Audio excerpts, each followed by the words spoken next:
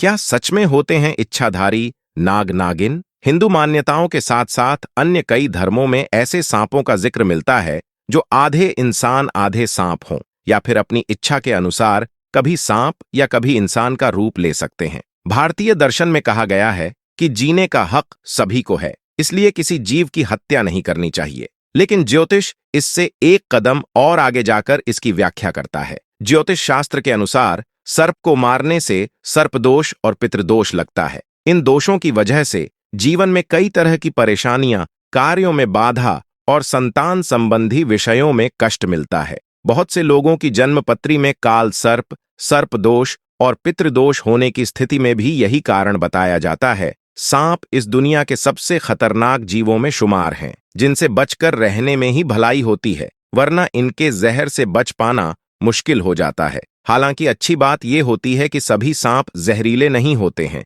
जहरीले सांपों में किंग कोबरा, करैत और ब्लैक मांबा आदि शामिल हैं। भारत में पाया जाने वाला नाग भी काफी खतरनाक होता है। ऐसे में दोस्तों, तब क्या हुआ जब इच्छाधारी नागिन ने दिया एक बच्चे को जन्म और व्यक्ति की एक गलती के कारण इच्छाधारी नागिन ने उसके साथ जो किया, सुनकर लोगों के होश उड़ गए। तो ऐसे में वीडियो को आगे बढ़ाते हुए कहानी को शुरू करते हैं, लेकिन उससे पहले कमेंट्स में हर हर महादेव जरूर लिखे। दोस्तों, यह चमत्कारी घटना है राजस्थान के एक छोटे से गांव चंदेला गांव की। दरअसल यह घटना घटित हुई चंदेला गांव के मुखिया और वहां के सबसे धनी इंसान रोहन जी के साथ। रोहन करीब आज से 5 साल पहले एक साधारण एवं गरीब का जीवन व्यतीत करते आ रहे थे। वह अक्सर जंगल में अपनी बकरियां चराने जाया करते थे। एक दिन बकरी चराते चराते वह जंगल के थोड़ा और अंदर निकल गए। उसी जंगल में एक इच्छाधारी नागिन अपने नाग के साथ एक विशाल पेड़ के पास रहा करती थी। वह नागिन गर्भवती थी।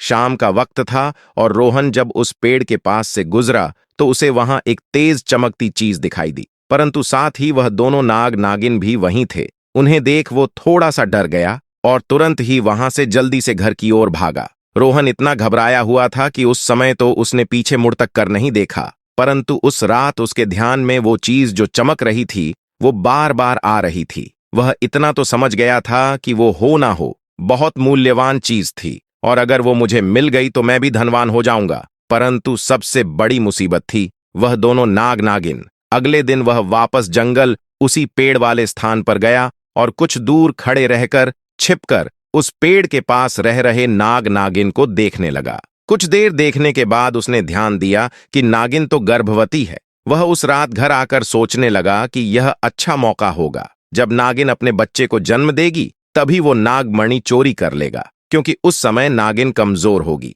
बस नाग को मारना होगा। दोस्तों कहते हैं, अगर किसी नाग के मुंह की तरफ गोबर मार दिया जाए तो वो अपना होश खो बैठता है। अब रोहन हर रोज गोबर लेकर उस विशाल पेड़ के पास छुपकर सही मौके का इंतजार करने लगा। एक दिन वो मौका भी आया जब नागिन अपने बच्चे को जन्म देने वाली थी। तभी चुपके से रोहन ने नाग के मुंह पर तेजी से गोबर मारा और फिर एक बड़े पत्थर से नाग को मार डाला। फिर उसने नागिन और उसके बच्चे को भी मार डाला और उस मणि को उठाकर जल्दी से घर की तरफ निकल पड़ा। परंतु उधर नागिन किसी तरह बच गई थी और बस बेहोश पड़ी थी। जब नागिन को होश आया और उसने अपने बच्चे और पति को मरा देखा तो उसके दुख दर्द का ठिकाना नहीं रहा। वो उस समय गुस्से से पागल हुए जा रही थी और उसने रोहन से बदला लेने की ठानी, परंतु मणि चली जाने के कारण वो अपनी शक्तियों का प्रयोग नहीं कर सकती थी। परंतु अभी भी वह अपना रूप तो बदल ही सकती थी। इधर रोहन को जैसे ही मणि मिली उसका पूरा जीवन ही परिवर्तित हो गया। उसकी फसल इस बार काफी अच्छी हुई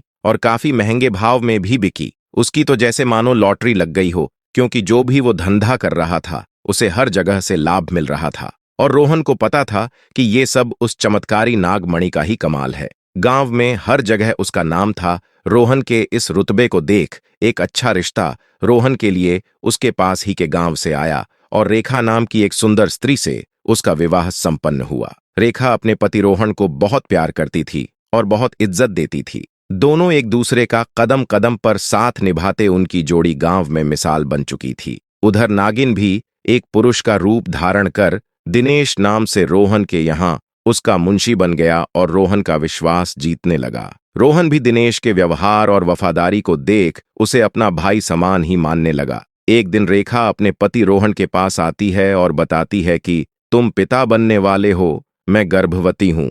यह सुन रोहन की खुशी का ठिकाना नहीं रहा। उस दिन वह खुद अपने मुंशी दिनेश के पास गया और बोला कि देखो दिनेश, मेरा कोई भाई नहीं है, परंतु जब से तुम्हारा साथ मिला है तुम मेरे सगे भाई से भी कहीं अधिक बन चुके हो। आज मैं बहुत खुश हूँ। इसीलिए आज मैं अपनी पत्नी और तुम्हें एक खास जगह ले जाना चाहता, क्योंकि मेरा इस दुनिया में तुम लोगों के सिवा कोई नहीं है। और वो अपनी पत्नी और दिनेश को कार में बैठाकर गांव के एक कोने में ले जाकर कार एक छोटी सी कुटिया के सामने रोकता है और बताता है कि जब वह छोटा था तब इसी कुटिया में उसकी मां की जान उसे जन्म देती चली गई थी। उसके पिता तो पहले ही गुजर चुके थे। तब एक बूढ़े बाबा ने उसकी मां को वहीं दफना दिया था और रोहन को उसी बूढ़े बाबा ने पाला था। रोहन बताता है कि जब भी उसके साथ कोई बुरी घटना होती या वो दुखी होता है तो बस वो इसी कुटिया के पास चला आता है। यहां उसे एक अनोखा सकून का एहसास होता है।